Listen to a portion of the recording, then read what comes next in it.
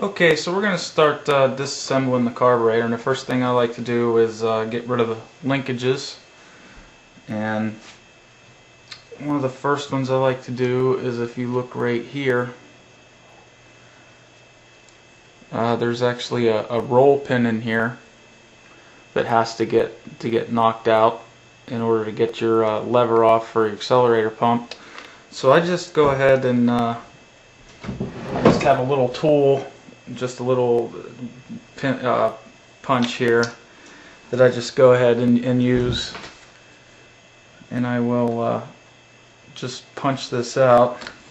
See if I can get it lined up here. And it doesn't take much pressure. They usually just pop right out of there. The kit, don't worry about messing it up. The kit actually comes with a new one. So we'll just tap this out here. There we go. And just enough to get our, there we go. That takes our care of our lever there. And we'll actually leave that on there. There's actually a deformity on the lever there that keeps it from coming out, so you don't have to worry about that falling off. There's also the lever here for your secondaries. There's actually a little clip that goes on there. Just go ahead and take it off. The kit comes with a bunch of new ones, so don't worry about messing it up. I just use a pair of needle nose pliers, and I'll just go ahead and pull that sucker off of there. But yeah, like I said, don't worry about messing it up, because there is plenty more where that came from. Get rid of that. Okay, so I'll actually pull off, and we'll set this lever aside. And we've taken pictures so we know how everything goes back on. Okay, next thing we'll do is we'll start taking this horn off here. And there are 9 of these screws. Some people will get all these off and they'll go to town by prying them, but if you look right down in here, there are 2 screws that some people forget about, and they'll go and cuss and swear and try to pry that off, and it doesn't come off without those screws being off. So let me go ahead and get all these screws out, and then we'll proceed with taking it apart.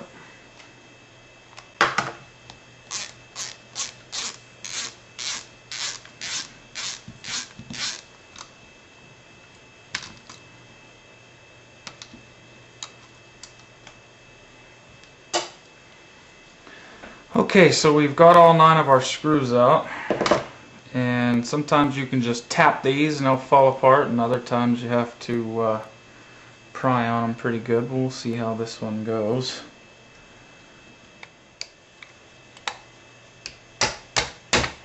Okay, the magic of photography. This one was a bugger to get, so what I did was I took a X-Acto knife, and I just went around the edge and underneath the gasket there, and I got it off. I don't like to take anything like a screwdriver or anything and actually hammer it in there and pry, because you don't want to damage that and risk getting a good seal when you put this stuff back together.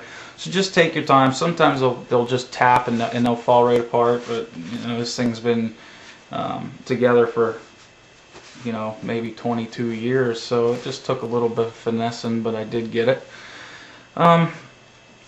One other thing I wanted to cover before I took this apart is there's some medium metering rods in here, and just want to go ahead and those out right now. And it just actually sits on like a cam for your secondaries here.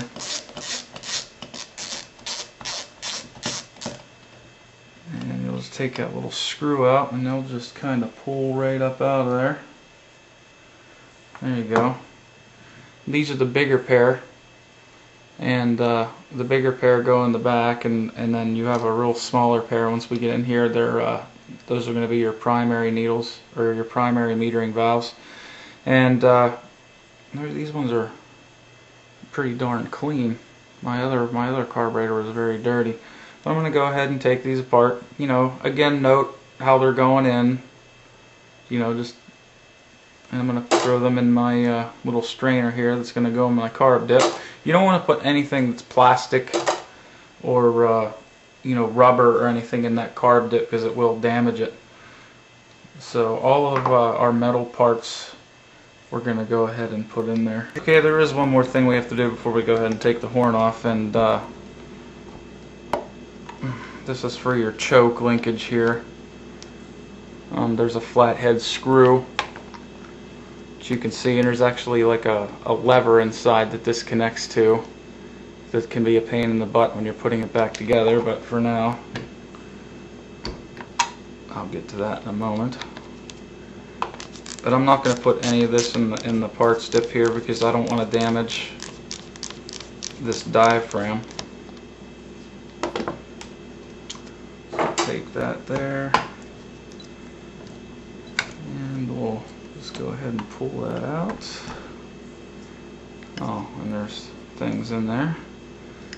That is it's the diaphragm that works with the vacuum secondaries. You can see on the end there, there's it's like a piece of plastic it'll fit into that lever. I'll show you that later. So we'll go ahead and set that off to the side. Okay, so now we will take this off. Okay. There's our, this one's in really good shape. This is for your,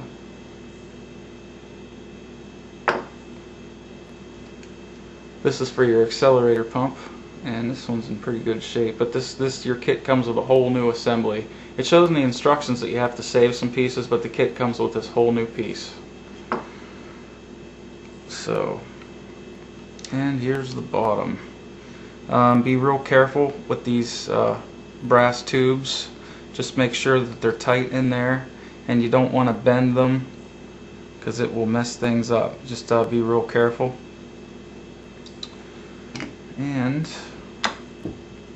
here is the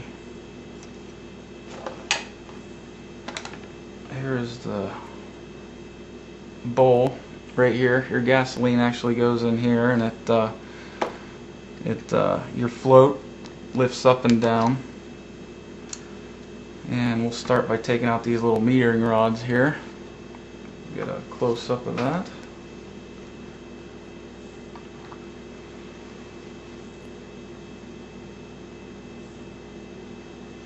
Okay.